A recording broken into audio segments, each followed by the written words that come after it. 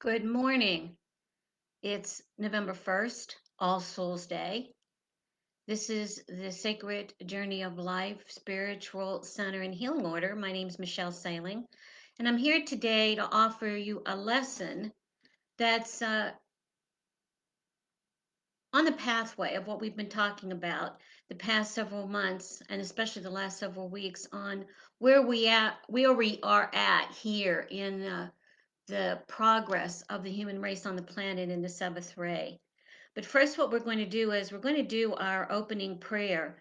And again, since today's All Souls Day, I found a really pretty piece of prose from the book Blessings, John O'Donohue, to actually say. So while I'm actually reading this, take a moment to be with those with memory, your third eye, on those who've passed in your families, your teachers, those who've been your masters, and request the ministrations of them, the ancestors, your teachers, as well as their protection in this upcoming week of what will be a very politically active week with human concerns consuming us all, our concerns and the concerns of those we love.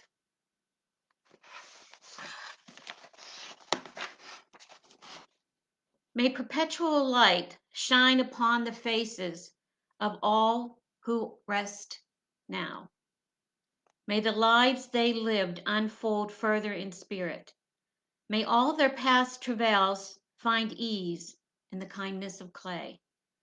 May the remembering earth mind every memory they brought. May the rains from the heavens fall gently upon them. May the wild flowers and grasses whisper their wishes into light.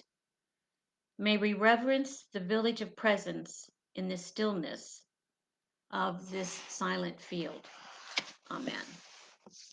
And now to center ourselves, what I'd like you to do is using your dominant hand again, we're going to take just three deep breaths. Bring in divine light, the goldness of the divine light into your body. Move it through your energy fields to your toes. Ground yourself and then exhale. So again, dominant hand on your heart.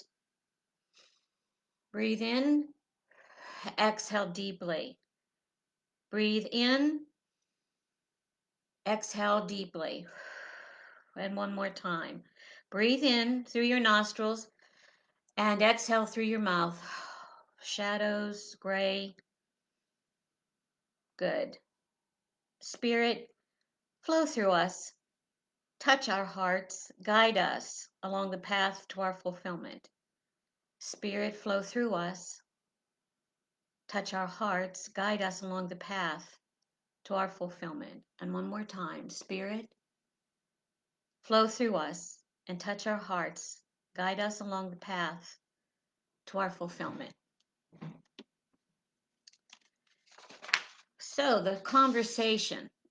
The intention of today's message. Last week, we spoke of the imposter syndrome as both a psychological issue, an issue of body mind, and a disruption in who we were as divine beings, in the flow of our divine authority. A weakness. We considered it a weakness. We were perceiving ourselves as weak or lacking. And that infected us and affected, when it occurs, our participation in life, our gifts in life, the flow between us and the divine. Not being good enough, we don't seek what we deserve. Today, the teachers ask us to intrude on our power reaches. Our ego marches to be rescuer, and the energetic thievery caused when we cross boundaries or when we allow others to cross ours is something that has to be considered and dealt with. Balance for equilibrium, for effective healing. Because when it occurs, we lose again access to the divine flow. What's present and rampant is our body, mind, ego. There exists a conversation that's in the body, mind, consciousness, intelligence, and it's not aligned with, it's not integrated with our soul consciousness.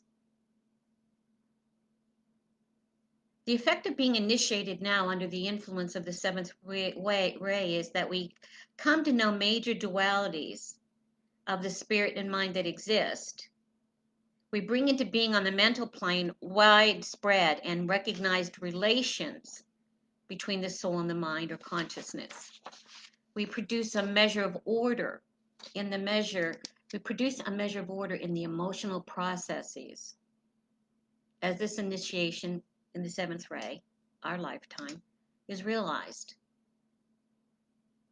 On the physical plane, it enables us to initiate, to establish certain service relationships, to learn elementary white magic, and to demonstrate the first stage of a truly creative life, sourced by the divine, our divine nature, through our body, mind, consciousness. And that is to bring about on the physical plane true, right relationships between human beings, to manifest goodwill, to manifest God's will, to bring about right and positive relationships, to intensify human creativity as basis for conditioning factors for new civilization, and to reorganize world affairs and bring world order and peace, to make way for the return of Christ consciousness on this planet. So one of the functions then under the seventh ray is to bring together body and soul, the higher and the lower, life and form, spirit and matter, as within, so without. We each have been assigned the creative task in this lifetime to engage ourselves in that task, that commitment, that expression, especially if we declare ourselves to be light workers. So what's this thing called energy vampire that I intrigued you with to draw your attention to? Well, both healer and healee can be an energy vampire. It could be a product of you losing contact inside your life as a person, as a personality. It's a personality disorder. And we will talk about the spiritual disorder that it causes. So the article I read from a book, and I will cite the sources at the end. And these details are from an article that was written in Healthline magazine by Dr. Timothy Legg, Legg. Energy vampires are people who, sometimes intentionally, drain your emotional energy. They feed on your willingness to listen and care for them, leaving you exhausted and overwhelmed. Energy vampires can be anywhere, and they can be anyone, including, ladies and gentlemen, look over here. Look over here too. They can be your spouse or your best friend. They can be your cubicle mate or your neighbor. Learning how to identify and respond to this toxic behavior can help you preserve your energy and protect yourself from a great deal of emotional and physical distress. Energy vampires are often charismatic. They may slink out of trouble when problems arise because of this charm. They're crafty and may pin problems on someone else in almost every situation. They never accept culpability for their role in any disagreement or issue. You're often left holding the guilt and possibly the blame. I can't believe no one could get this right. What an embarrassment. Or, I just sat there. He kept getting angry at me and I still didn't know what I did. They're always involved in some kind of drama. Energy vampires always find themselves in the middle of a catastrophe, flailing from target to target with their emotional and dramatic behavior. When they've landed on you, They fling this drama onto you in hopes you'll absorb it, fix it, right their ship. For example, why am I always the one everyone gets mad at? I don't deserve this. Or, I just can't take this anymore. I didn't do anything to her, but she stopped talking to me. Why can't everyone be as kind as you? They always one up you. An energy vampire never likes to be outdone, and they aren't keen to share the spotlight. This is one of their many narcissistic tendencies. They struggle to feel genuine happiness for another person. Instead, they prefer to pull energy to feed their emotional demands. For example, I applied for a new job today, and I really need some help with my resume. Do you mind looking it over? Oh, so proud of you. Only 3 more certifications to go. Help me catch up, please. They diminish your problems and play up their own. Energy vampires feed off your emotional energy. And if you're sad or upset, your energy supplies are dwindling. To drain the most energy from you, energy vampires will shift the attention of the discussion to themselves, turning your dismay into their emotional buffet. For example, I know your job doesn't pay well, but at least your job is fun. You have to help me find a new one. Or, you're super swamped at work and I get it, but I really, really, really need to talk to you tonight about this issue with Mark. They act like a martyr. Energy vampires place their problems squarely on the shoulders of other people. They take no responsibility for their contribution to their difficulties. What they're seeking is emotional support to boost their self-esteem. They use your good nature against you. People who are sensitive and compassionate are prime targets for energy vampires. You offer a listening ear, kind heart, and endless energy. In that way, energy vampires use your very nature against you, draining you of your vitality. For example, they monopolize your time at every social occasion so they can have as much of your energy as they can get. They know you'll feel guilty turning them down for coffee or a dinner date, so they ask regularly. They use guilt trips or ultimatums. Energy vampires often rely on guilt trips to get what they want. They know shame is a great weapon against people who are compassionate and caring. Likewise, ultimatums are an effective way to capture a person's attention and coerce them into doing something they otherwise may not want to do. For example, I don't know how you expect me to make it without you. I'll fall apart.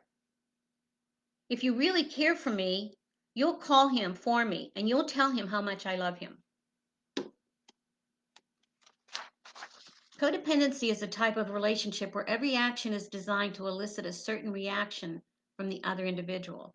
It's a vicious cycle of behavior, but energy vampires rarely recognize that they're in them. They use these relationships, these codependency relationships, often romantic ones, to continue spinning a cycle of drama and emotional need. For example, I know this isn't a good relationship, but it's so much better than trying to get over him and learn to date again. They totally beg for forgiveness, and I just come crawling back. Energy vampires criticize, they bully. At their core, energy vampires are often insecure. They may use dehumanizing tactics and criticisms to keep their prey insecure too. In this state, you'll feel like you owe them your attention and should continue to work to stop the unwarranted attacks. For example, I was too stupid to expect better from you. Everyone else treats me like garbage, so why not you? They intimidate. One step removed from criticizing or bullying you is intimidation. It's a tool some energy vampires turn to when they need to stir up some emotional fodder. Fear is a very strong emotional reaction.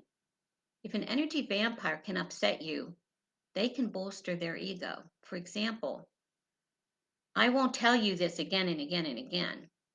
Or, you don't deserve a promotion. You don't even show that you even really want it. Energy vampires demand a lot from the people they target. This continuous drain on your resources can have a noticeable effect on your well being. Over time, excess stress can lead to anxiety, depression, heart disease, and more. That's why it's important to recognize the behaviors and then work to remove them. This may involve putting up walls to protect against an energy vampire's efforts or removing the person from your life entirely. The ideas below may not work for everyone, but we'll try them, look at them, mold your approach as you go until you're able to feel in control and protected. Establish boundaries. Although this may be easier said than done at first, you can and should develop areas of your life where you won't allow an energy vampire to enter. Don't agree to social events like dinner or coffee dates. Avoid weekend trips and other extended events where they'll be in attendance. At work, you can limit interactions between the two of you by not agreeing to lunches and not stopping by their desk to chat. You may need to start small, focusing on a few areas, and then expand. Adjust your expectations. You can't fix an energy vampire, but you can reshape your expectations about them. This may involve shutting off your emotional valve and not offering advice when they vent their problems to you. This may also mean you can't use them as any type of emotional release either. They'll want to reciprocate. Don't give them an inch. If the energy vampire calls, stops by, or texts, don't give them that room. Don't give them that much time. Offer an excuse. I'm too tired or I'm too busy will do. You could say that you've got plans or you don't feel well. When they keep interfacing with excuses and not getting the emotional energy they need, they'll look elsewhere. Guard your emotional capacity. Energy vampires use nonverbal cues to know when they have someone on the hook. Your facial expression, the way you lean in, how you clasp your hands. An energy vampire can take these as signs of your investment. If you instead offer stone-faced responses and only offer short statements to their questions, you won't open yourself up to their demands, and you can reserve your energy for you. And there's always the alternative. Cut them out entirely. In most cases, you have the freedom to excise this person from your life entirely. This may seem dramatic, but you have to remember that you're protecting yourself in the end. The bottom line, by recognizing these behaviors and trying to put an end to it, you're protecting yourself, your health, and your overall well-being. No one deserves to be mistreated or used.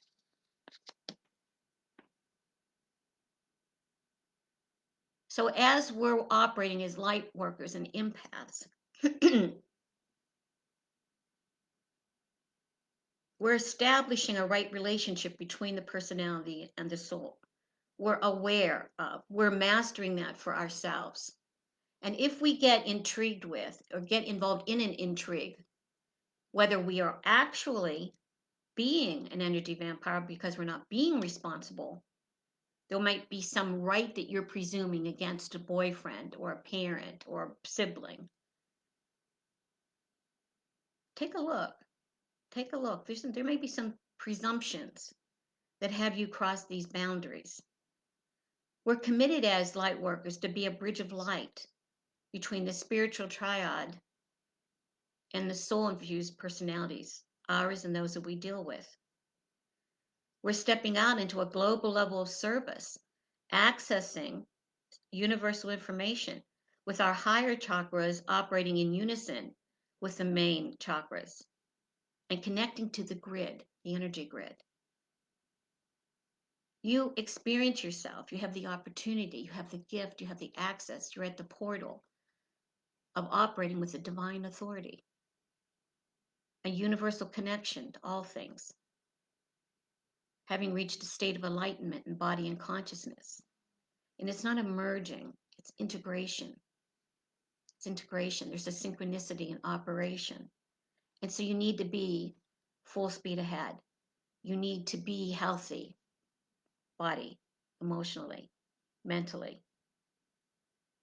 It takes something. Integration of body, mind, and soul consciousness takes something. First is awareness, understanding the source of power, understanding the source of power, realizing, being aware of, managing, disrupting intrusions and misconstructed actions and scenarios and misuse of your energies or abuse of your energies. And the kind of soul intelligence we're talking about is awareness first, intake, that's clarity, intake of what's going on, and then formulating the appropriate action. And it'll be expressed as a thought, as a decision, or an action. But it will take something. What Spirit's suggesting here is what it always brings us back to, folks. What it always brings us back to. Illumination through meditation.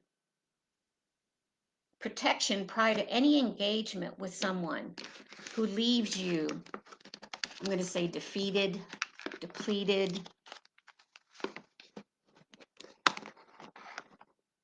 When you begin a healing process with a person or a conversation, and you want to look too, because I actually say as light workers, every interaction we're having is likely a healing interaction for the most part.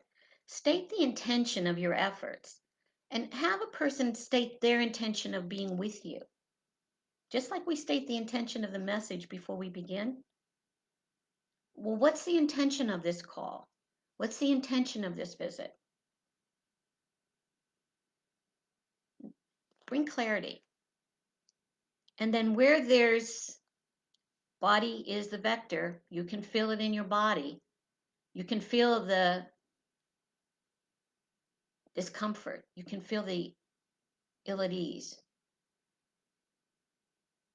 Bring the conversation to an ending, firmly and straight. I'm going to read a few pieces from the Holborn Bible.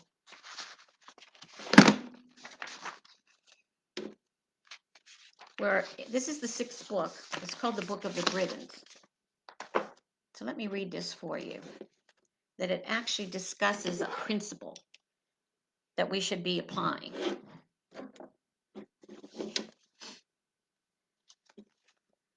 The mindful man is ever conscious of every action and its consequences.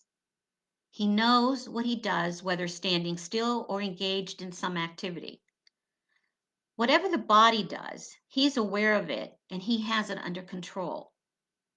The mindful man knows his body to be filled with a variety of contents. He regards it as a peddler's bag.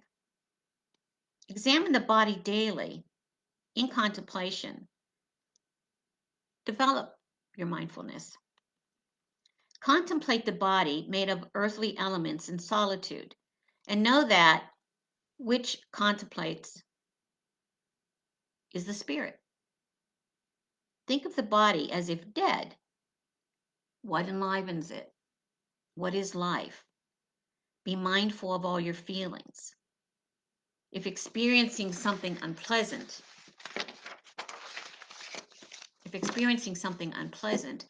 be mindful that this is so. Be mindful of all of the activity about you, around you, even the sighing of the wind, of the song of birds, the rustle of grass, and the whispers of leaves. Know the difference between that which is generated by the body and that which is generated by the spirit. Abide in the mindfulness of feelings. Teach the body to know itself more fully and to comprehend more of its surroundings. When a man is mindful of what flows from the body and what flows from the spirit, then he knows he is body and soul. The wise man dwells in mindfulness of all things, not overlooking the urges towards indolence, ill will, resentment, worry, and wavering indecision. Be mindful of ideas. Be mindful of ideals. Be mindful of the full working of the eyes, the nose, the mouth, the ears, and the skin. The true way is the overcoming of all. The true way is the overcoming of self and the mastery over earthly conditions. For as a man changes himself, so does he change his condition. Man must be able to say, this is of me, and this is not of me.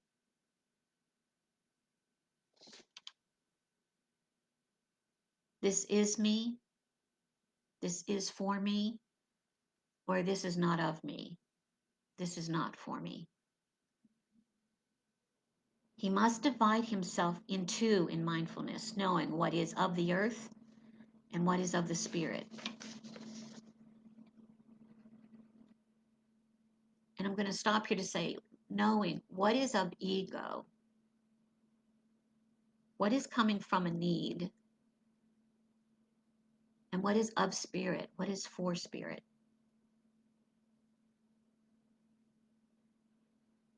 Look at both your intention and the intentions of the person or persons you're being with. He must travel the great path conscious of his twin self. He should observe others, whether or not they have the quality of mindfulness. He must be self-possessed by his own spirit. The self-possessed man acts with composure, is mindful and self-aware.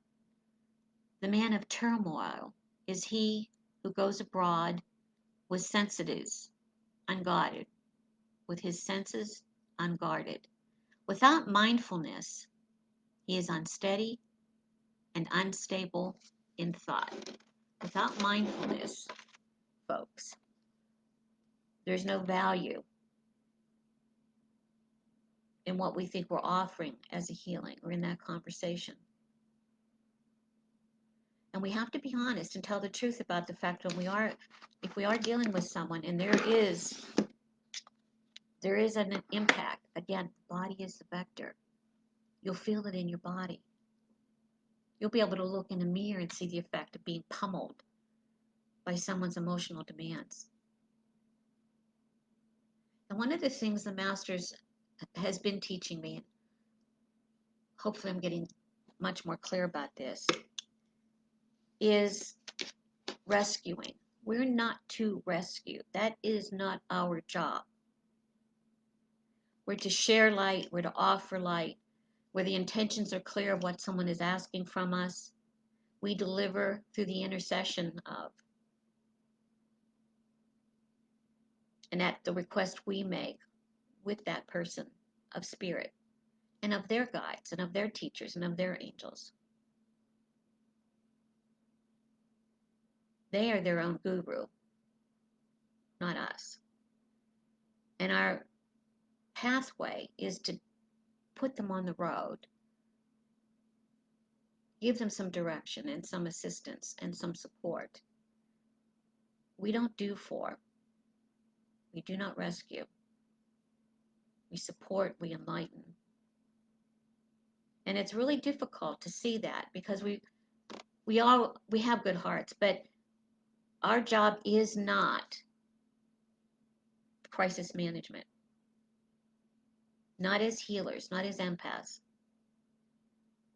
Because I'm sure many of you out there are nurses, doctors, fire. No, we're not talking about 3D crisis management. We are not crisis managers. Whatever lesson has been put upon that soul, let us offer a mirror to enlighten them and have them reach, have them stretch. But it's not our job. And boy, I got to pray on that one a lot myself. A lot. So, I have a very exciting little prayer to close. And we have a song from Ronnie Rice, Equilibrium. Like the joy of the sea coming home to shore, may the relief of laughter rinse through your soul. As the wind loves to call things to dance, may your gravity be lightened by grace. Like the dignity of moonlight restoring the earth, may your thoughts incline with reverence and respect. As water takes whatever shape it is in, so free may you be about who you become. As silence smiles on the other side of what's said, may your sense of irony bring perspective. As time remains free of all that it frames, may your mind stay clear of all that it names. May your prayer of listening deepen enough to hear in the depths the laughter of God. Amen.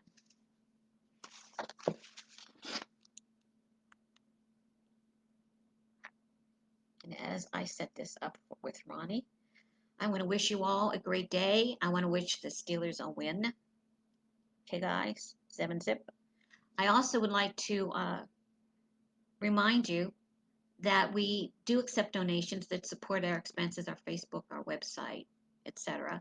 And I was mistaken at what I announced last time, but our PayPal account is Sacred Journey of Life 2020 at gmail.com. Sacred Journey of Life 2020 at gmail.com. We appreciate your donations. I also want you to know that we're here every Sunday at noon. We have a study room on Wednesdays at 7 for an hour, and you're all welcome to attend to further inquire on the lesson of the previous Sunday, or actually to ask support of those who do show up, compatriots, fellow travelers. And now from Ronnie. Here's to Life by Artie Butler and Phyllis Molinari.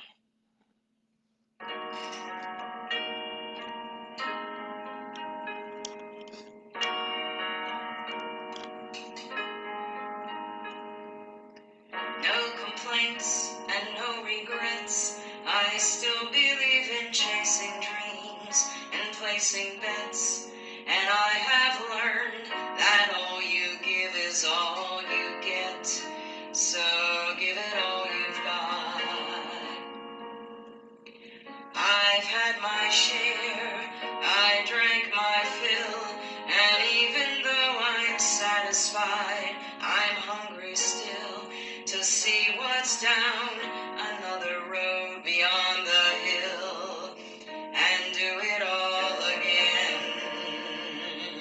So here's to life and every joy it brings. Yes, here's to life, to dreamers and their dreams. It's funny how the time just flies, how love can go from warm hellos to sad goodbyes, and leave you with memories you've memorized to keep your winters warm. For there's no yes in yesterday, and who knows what tomorrow brings or takes away. As long as I'm still in the game I wanna play, for laughs, for life, for love.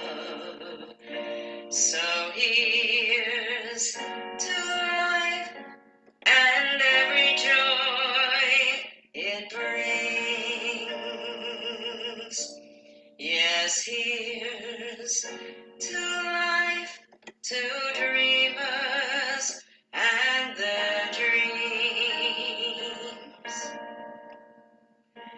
May all your storms be weathered, and all that's good get better. Here's to life, here's to love, here's to you. Here's to life, here's to love, here's to you.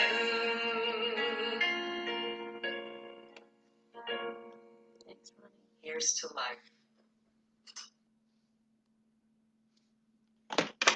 Here's to life.